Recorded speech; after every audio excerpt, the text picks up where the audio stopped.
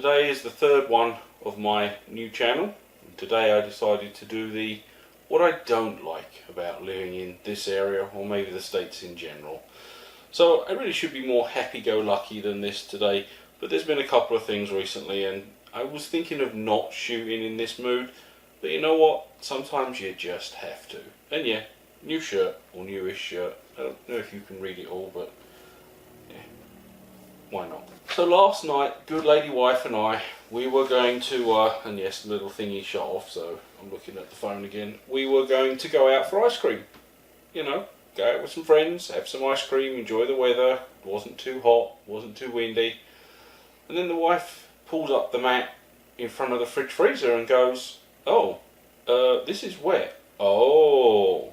Comes to pass that we think that the filter that was just put in the thing didn't seat properly and it leaked. And it leaked into the hardwood and it's damaged the hardwood. Although I suppose the one positive from this will be that we will now add a inline filter versus an in-fridge freezer filter. But there is one thing, I suppose, or some things that come to mind that are not necessarily things I dislike. It's things that annoys me, or things that are those little sort of needle things that you just wish would be different. So the first one is the number of hours. When I left the UK, I worked a 35-hour week, 9 to 5. Fantastic. When I finally moved to here in the US and I'm talking to my new boss, I'm like, okay, I'll see you 9 o'clock on Monday. And he went, no. And I'm like, what? He said, we do 8 to 5. It's a 40-hour week. And I went, oh. So there was the first thing I wasn't too impressed with. The next thing was holidays. Now, the UK has a lot more than the US. But by the time all was said and done, my first position, I lost a good 2.5 weeks of vacay time coming here. And then the next thing that kind of gets me is motorway speeds, or what you would call freeway speeds. In the UK, it's 70 miles an hour, and 80 if you're probably getting away with it. Over here, it's 55. You'd be lucky to find some 65, and I've heard of a 70 and possibly more, but let's just say 55 is the norm. So there's one thing. The other thing that kills me is people who sit in the outside lane doing 55. But yeah, sit in the outside lane doing 55 to 57 and think you're fantastic. No, get out of the way. So the next one that kind of gets me, and it's not really something that I dislike, but it's something that is hard to get your head round and makes things a bit more difficult, is the size of the country. In the UK, the longest distance is something like 1,088 miles, don't know why I remember that, from Land's End to John O'Groats. You can do that in a couple of days, if you put your mind to it.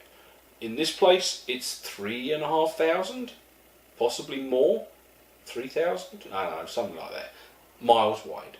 If you wanted to drive from one end to the other, it takes you a good week. And that's just driving, that's not stopping to see anything. You would be driving for a week. The place is huge. And then I go on to my other list, because I kind of ran out at that point.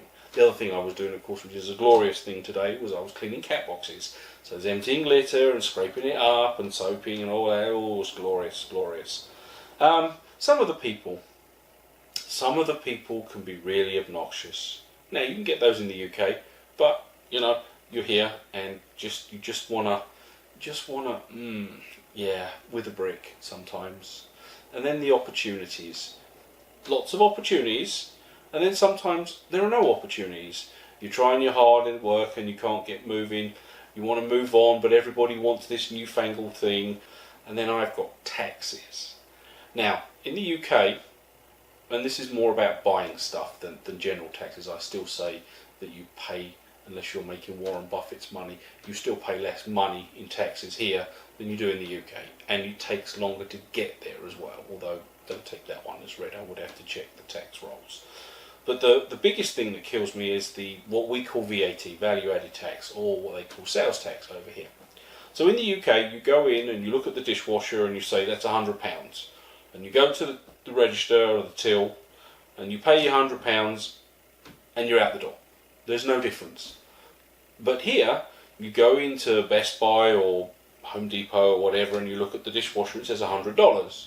And you wander up to the till and you And the woman goes, okay, that's $110. And you look at them blankly and go, excuse me? It says 100. Yes, the reason it says 100 is because that's before sales tax. And then the next thing is the weather. Now, I'm a Brit, as you know, and we Brits, we like to moan about the weather. Well, I wish he would make his bloody mind up. Is it going to be a good summer? Is it going to be a cold spring? Is it going to snow or isn't it? Just get on with it. And then, of course, the other fun thing is I'm no fan of the cold. I just don't like it. And the weather up here in the winter is soul-destroyingly miserable. And the summer's just not long enough and blah, blah, blah, blah, blah.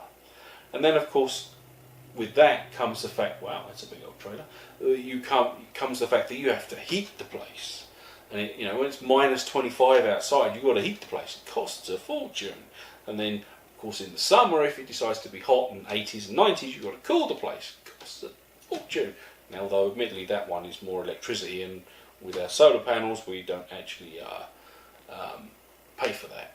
Well, we do pay for it, but we don't pay for it, if you know what I mean.